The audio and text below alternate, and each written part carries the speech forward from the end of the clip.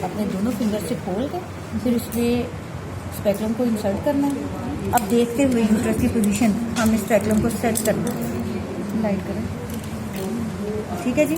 जब तक ये सामने नहीं आएगी, हाँ जी, सर्वेक्स आप देखें सामने आ चुकी है।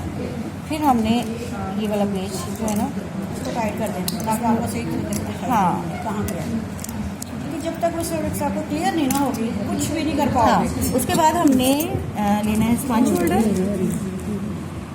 उससे नॉन टच टेक्निक के जरिए सिर्फ सर्वेक्स पे पहुंचना है और सर्वेक्स को राउंड द क्लॉक साफ कर देना है। इसको वेस्ट कर देना है। फिर दूसरा लेना है और हमने वजाइनल वॉल को साफ कर देना है। ये दोनों लेने के बाद हमने बॉल्सम लेना है, उसको 10 बजे की पोजीशन पे लगा देना है।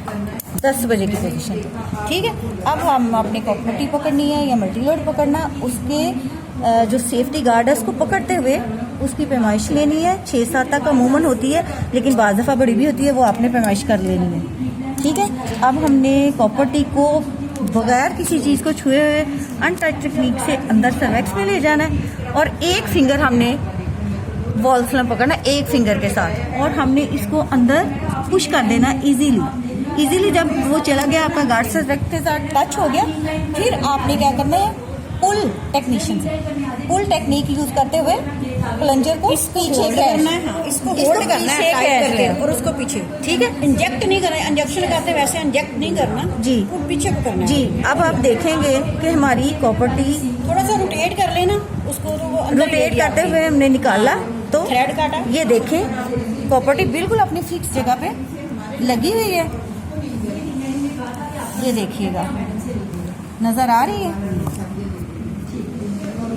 जी, क्लियर हो गया सबको। इसके बाद हमने सबसे पहले क्या करना है, अपना वॉल स्लम खोलना है। जब वॉल स्लम खुलेगा फिर हमने सीजर लेनी है डिस्पोजेबल स्टड और उससे थ्रेड को काटना है जो कि 3 से 4 सेंटीमीटर तक होगा। फिर हम क्या करेंगे, वेस्ट का गबार फेंक के आराम से पेशेंट को अगर चेक करवाना है हाँ जी। आपने दिखाना कि ऐसा अगर आपको अंदर फील हो तो परेशानी होना थोड़ा हार्ड है और 1 हफ्ते में अंदर से डिस्चार्ज वगैरह लगे सॉफ्ट हो जाएगा, परेशानी वाली कोई इस बात पोजीशन में आपने स्पेकुलम को आउट कर देना।